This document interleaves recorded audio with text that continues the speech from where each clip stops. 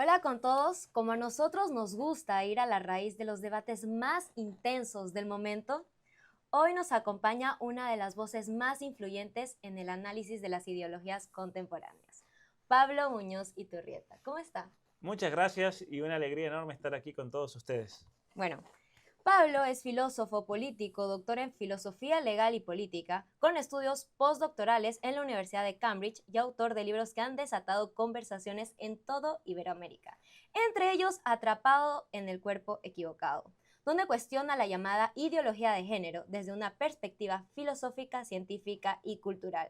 Hoy no venimos solo a conversar, venimos a escuchar sobre la batalla cultural con argumentos, datos y con valentía. Bienvenido a Ecuador, Pablo, y gracias por unirte a este cruce de ideas que incomoda a muchos, pero también despierta. Para empezar, bueno, Pablo, cuéntenos, ¿qué es la ideología de género? Mira, la ideología de género es una colección de ideas que no tienen absolutamente ningún fundamento en la realidad. Por eso decimos que es una ideología y que plantea que todos nosotros, como seres humanos, en realidad no estamos condicionados por la biología, por la genética y por lo tanto no somos ni hombres ni mujeres, sino que tenemos algo más profundo que hace parte de nuestra realidad, que es lo que ellos llaman la identidad de género. Ujú. Entonces, por eso es ideología de género, una, una especie de teoría pseudocientífica, antirrealista, antifilosófica, que pretende negar en cada uno de nosotros nuestra realidad biológica, nuestra realidad genética, y nos invita a deconstruirnos, nos invita a liberarnos de la humanidad y abrazar la identidad que querramos, ¿no? Por medio de la autopercepción. Si tú quieres autopercibirte un dinosaurio, entonces eso eres. Y si quieres ser un dinosaurio y tu cuerpo no parece el de un dinosaurio, te podemos transformar para que entonces tu cuerpo se acomode a tu realidad. Y por eso el título de mi libro, ¿no? Atrapado en el cuerpo equivocado. Claro. Usted también ha afirmado, si mal no me equivoco, que estas ideas tienen raíces marxistas. ¿Podría explicarnos brevemente cómo se conecta la ideología de género con este marco ideológico? Porque curiosamente la ideología de género surge dentro de un movimiento llamado el posmodernismo.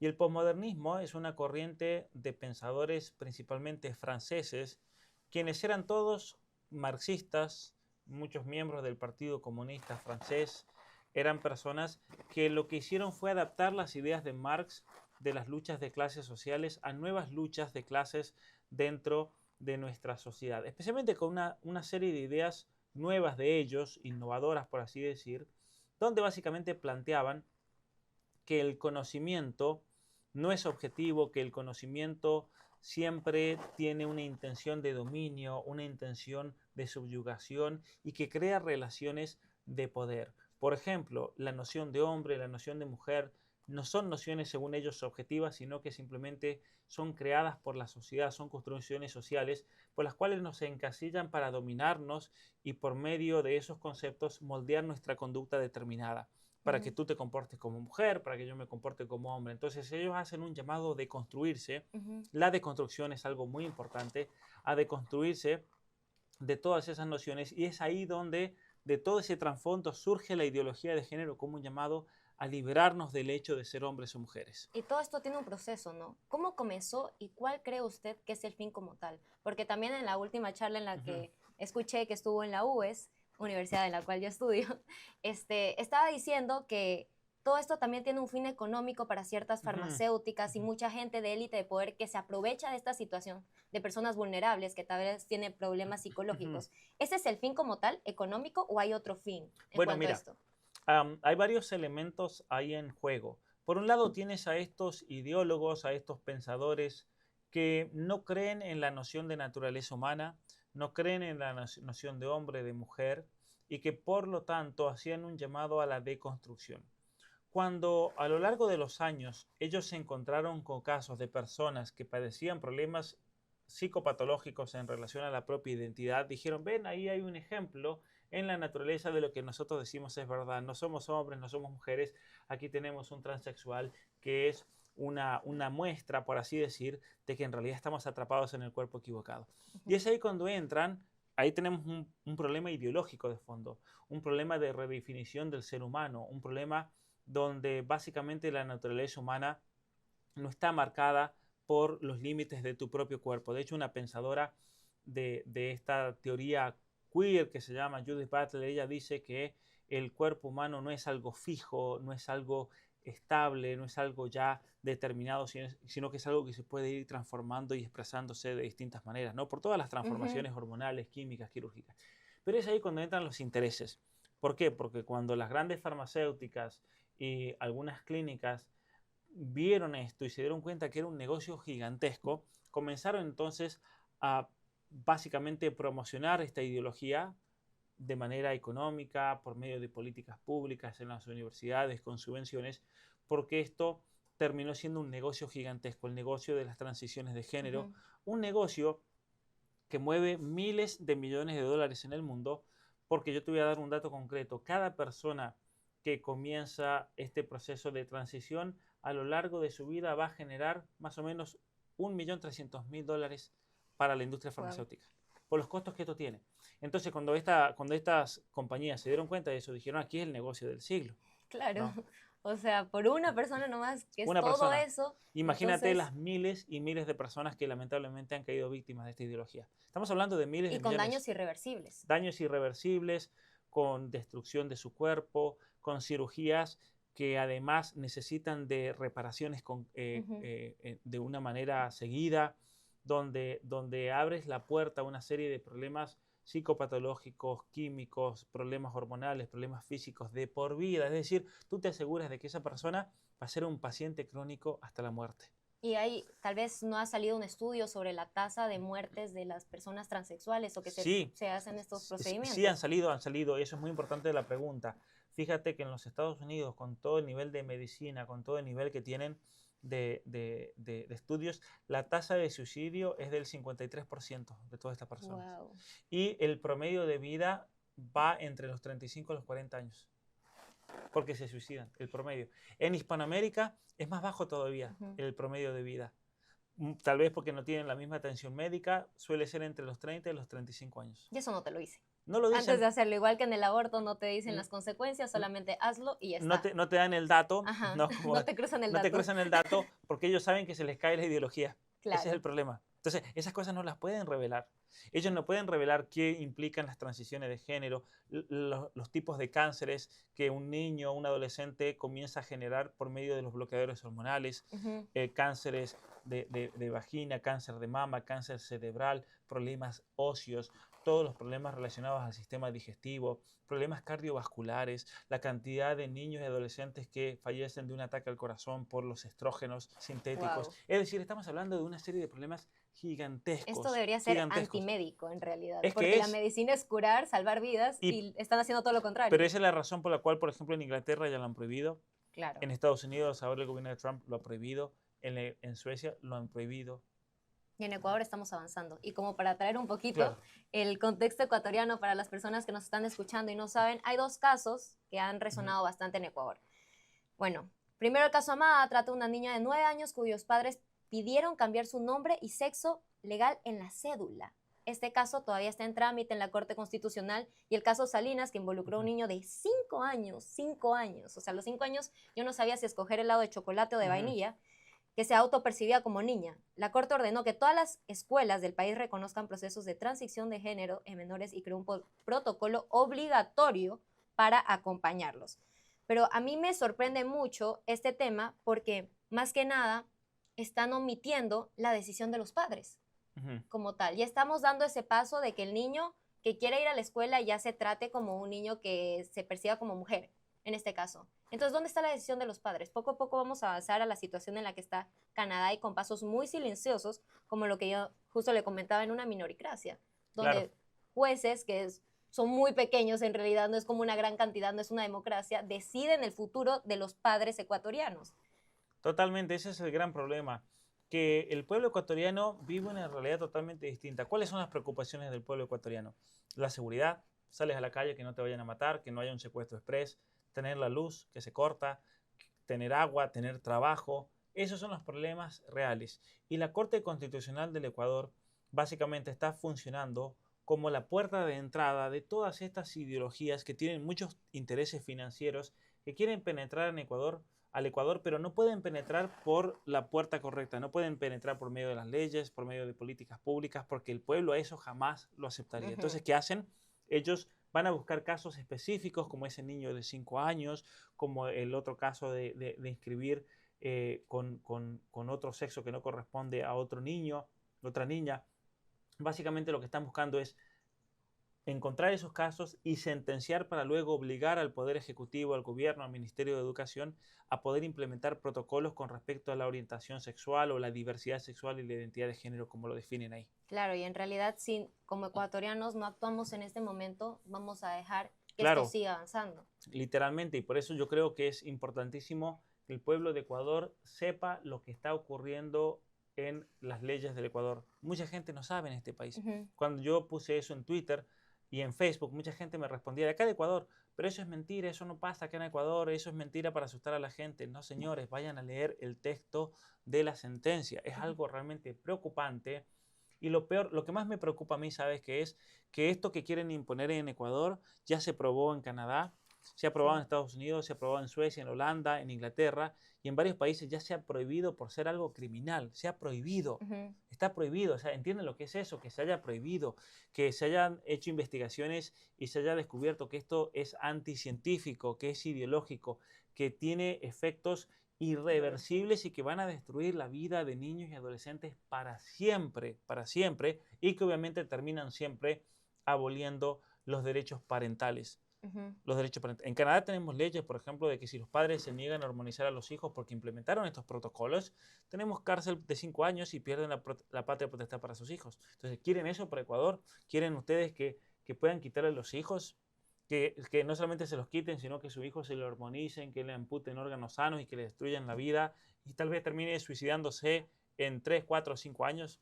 ¿Quién No, quiere eso, no? en realidad yo creo que los padres ecuatorianos no lo desean. Así Y es. hemos visto gran preocupación en redes sociales por la Ujú. situación, porque la Corte Constitucional calladita ha estado avanzando con estos temas, pero poco a Claro. poco muchos movimientos se han levantado y han Ujú. dado a conocer la situación de lo que está sucediendo. ¿Qué es lo que hay que hacer? Por eso decía recién, el pueblo ecuatoriano tiene que informarse de esto y tiene que actuar. Eso es una realidad y es un peligro real. Y lo peor de todo es que es un peligro que no viene del pueblo ecuatoriano, porque el pueblo ecuatoriano vive en una realidad totalmente distinta. Ujú. El pueblo ecuatoriano es un pueblo bueno, es un pueblo con valores, que defiende su vida. Mira, en Ecuador tú puedes criticarle muchas cosas, le puedes encontrar muchos defectos seguramente, como a todos nuestros países, pero hay algo que nunca le vas a poder encontrar a Ecuador, que es el hecho de que en Ecuador sí tienen valores por la familia, el pueblo, Ujú. los padres quieren a sus hijos y ellos sienten ese deber de protegerlos.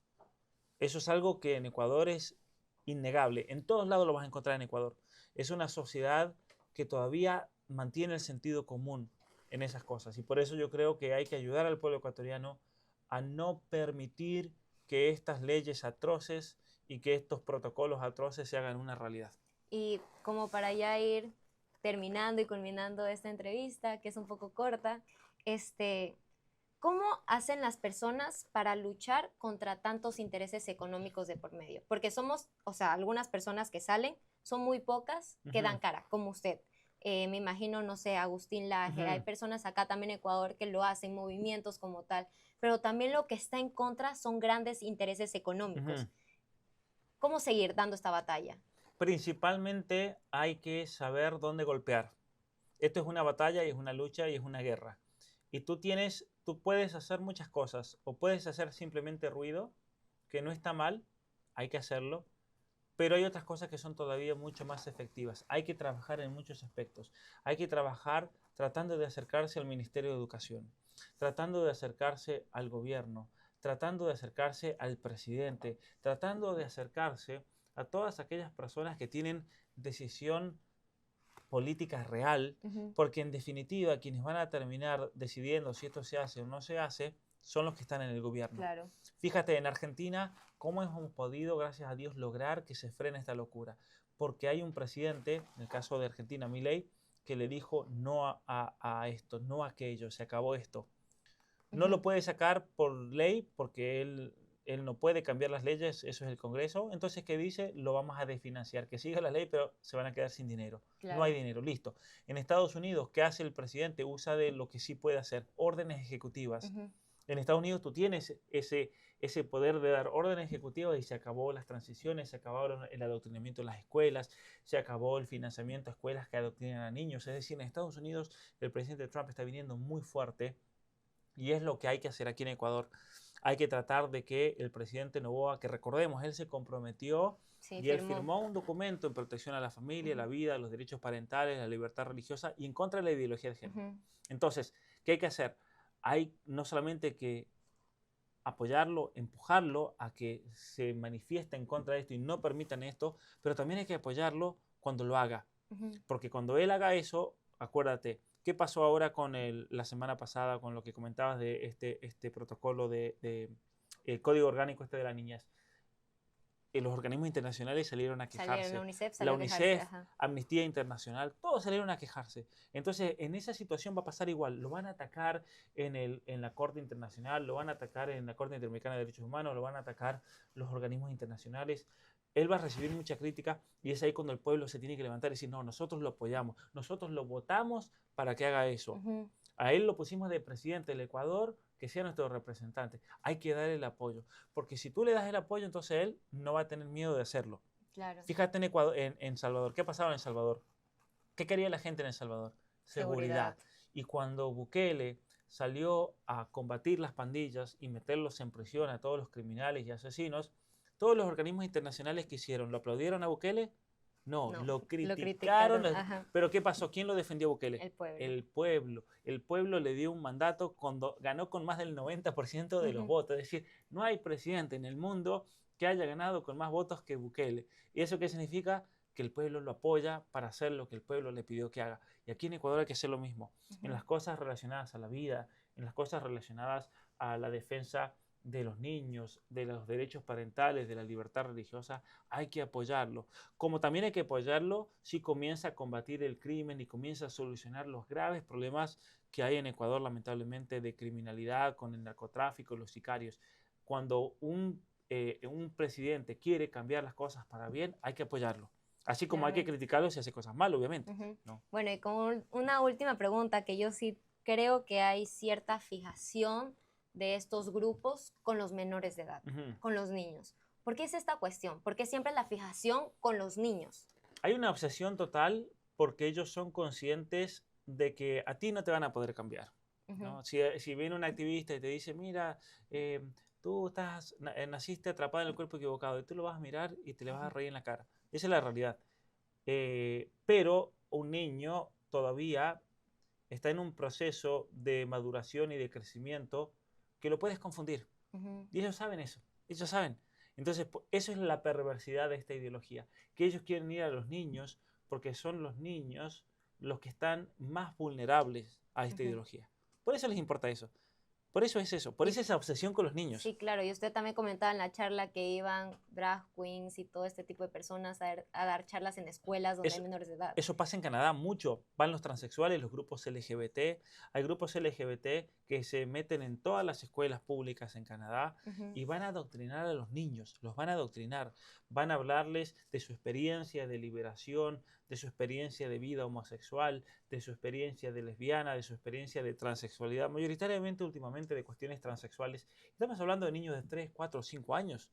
Y en Canadá, por ejemplo, recientemente un papá se quejó en Facebook por eso de traer a esta gente. Él dijo, ¿cómo puede ser que traigan a estos degenerados, dijo, a pervertir a nuestros hijos? Y el gobierno, en realidad un juez, el Departamento de Justicia le puso una multa de $380,000. ¿Por qué? Por negarle a los niños a recibir su derecho a ser adoctrinado de género, con la cuestión de género. Se jactan demasiado del tema de derechos.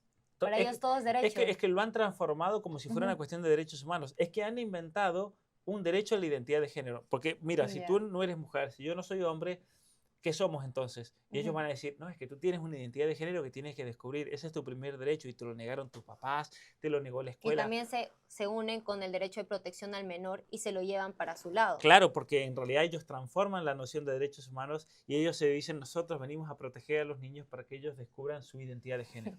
Eso es la perversión de todo, es impresionante. Es impresionante cómo lo han moldeado. Totalmente han cambiado el significado de todo. Sí, sí. Pero bueno, esto ha sido un poco la conversación que hemos tenido el día de hoy con Pablo. Pablo, un último mensaje de aliento para los ecuatorianos, para quienes quieran seguir dando esta batalla desde su trinchera, lo hagan.